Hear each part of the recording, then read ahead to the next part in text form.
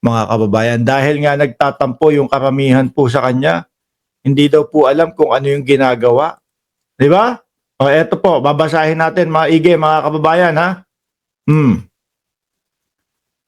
Yan. Pahayag sa pagkalas sa alyansa.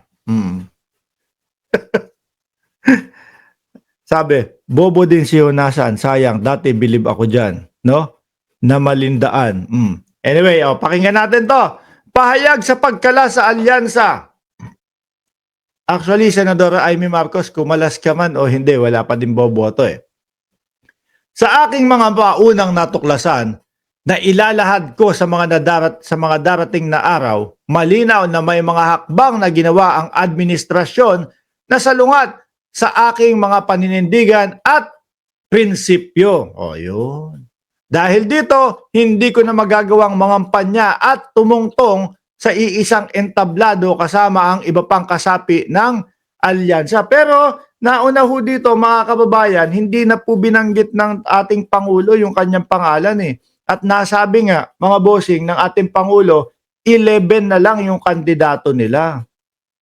Sabi ni Joey Ibarra, kahit Ilocano ako, hindi ko iboboto. O, di ba? No vote sa mga team suka, amoy suka, gurang-gurang. O, tuloy. Dahil dito, hindi ko na magagawang mangampanya at tumungtong sa iisang entablado kasama ang iba pang kasapi ng alyansa tulad ng aking sinabi, mula sa simula ng panahon ng halalan, mananatili akong independyente.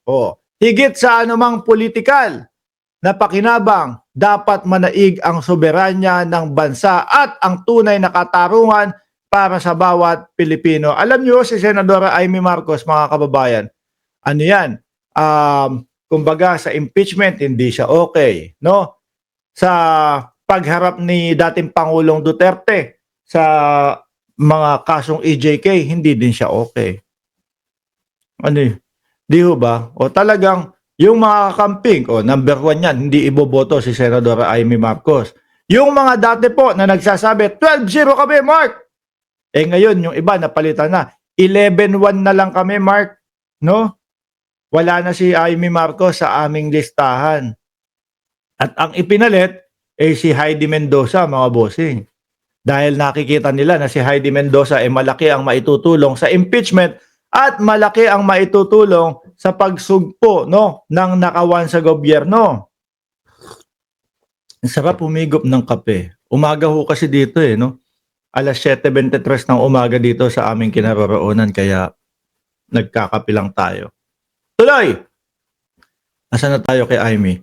Sa patuloy nilang pagbanggit ng executive privilege at judice rule, judiciary rule, kahit sa mga pagkakataong walang malinaw na kaugnayan ang mga ito sa tanong na ibinabato, ang mga kinatawan ng gobyerno sa pagdinig ng Senado noong nakaraang linggo ay mistulang nagtatago ng mahalagang katotohanan. Paulit-ulit nilang hirit, sumusunod lamang ang batas sa pandaigdigang kasunduan. Anong problema dun? Pero ang hayagang pagtatakip sa katotohanan ay lalo lamang, saglit lang ang hayagang pagtakip sa katotohanan kaya nga 'di ba iniimbestigahan ng dating Pangulong Duterte dahil may mga nagrereklamong mga tao na sinasabi ang karapatang pantao nila ay nalabag, at naabuso yung kanilang mga kamag-anak, kaanak, para doon naman yun Pero ang hayagang pagtatakip sa katotohanan ay lalo lamang nagpalakas ng hinala na maaaring nalabag ang saligang batas at nabawasan ang ating soberanya. Saan nabawasan yung ating soberanya nun? Si Duterte lang naman ang isinuko, Si Duterte lang naman ang ibinigay. Sabi nga ni Chis Escudero, ano sabi ni Chis? Pilipino ang nagreklamo. At yung mga Pilipino na yon, hindi nila makita. Hindi nila makita na makakakuha sila ng hustisya sa ilalim ng pamumuno nung kanilang inirereklamo. Kaya sila pumunta sa ICC. Anong pinagsasasabi ni Senator Amy Marcos dyan na soberanya, nawalan daw tayo, nabawasan tayo ng soberanya? Ginagamit ng mga DDS kasi yan, mga bossing, no? Ginagamit ng mga DDS, nawalan tayo, isinuko natin ang soberanya. Wala akong ganun. Tuloy. Kasi na, pero ang hayagang pagtatakip sa katotohanan, talagang di ako makamove on doon sa hayagang pagtatakip sa katotohanan. Dapat isulong mo na din talaga yung impeachment para makita natin, Senadora Amy Marcos, kung saan talaga napunta yung confidential funds, kung saan talaga napunta yung ipinagkatiwala ng sambayan ng Pilipino kay Inday Sara Duterte. Di ho ba?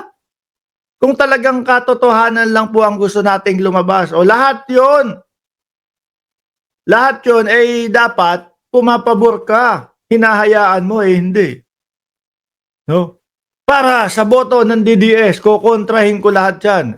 Kaso, mali naman yung inyong lakad. Hindi nyo mapapaniwala yung mga DDS na totoo yung ginagawa ninyo. Sabi ng mga DDS, Senator, gusto lang niyang makuha yung boto namin. Kaya ganyan yan. No? Kaya nagpapasikat sa amin yan. Gusto lang kaming utuin yan. Ganun daw. Di ba? Sa pagkaka-aresto ni dating Pangulong Rodrigo Roa Duterte. Si Duterte nga. Yung soberanya ng Pilipinas, yun talaga. Kapag pinag-usapan natin yung West Philippines dito, Manang Amy, ay nako, madami ang magsasabi. Yan yung ipinagtatanggol mo. No? Sabi, magje-jet ski papunta doon sa West Philippines Sea para panindigan yung ating karapatan doon sa West Philippines Sea. Hindi naman daw. Di ba?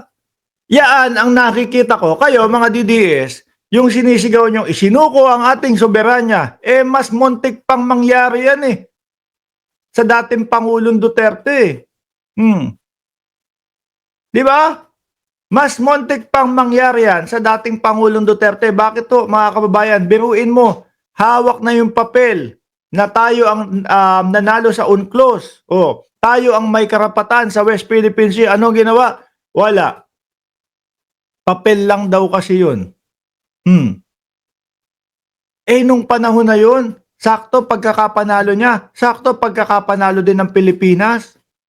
Napakaano po nun, napakagandang sandata po nun upang ipamukha sa buong mundo, Pilipinas ang may karapatan dyan, So pag nakita ng ating mga kapitbahay sa mundong ibabaw, mga bossing, na legal yung ating mga aksyon, legal yung ating mga kine-claim, malamang po sa alamang, karamihan po ng bansa sa mundong ito, susuportahan tayo. Dahil legal yung papeles natin. Kaso wala. Ang dating Pangulong Duterte, tumunganga. Walang ginawa. Ngumanga. No? Nagpa-auto kay Xi Jinping. Na ang akala, mga bossing, maililigtas siya. May sinasabi yung China. Wala pong sabi nila, wala daw pag-a-apply ang dating Pangulong Duterte ng asylum. Hindi na nga nakarating Paano pa mapapakitang may application? hindi na nga pinaabot doon. 'Di ba? Hong Kong pa lang pinajuwi na. Mag-a-apply pa lang, 'di ba? Mag-a-apply pa lang, papunta pa lang ng China, dumaan ng Hong Kong. Di ba?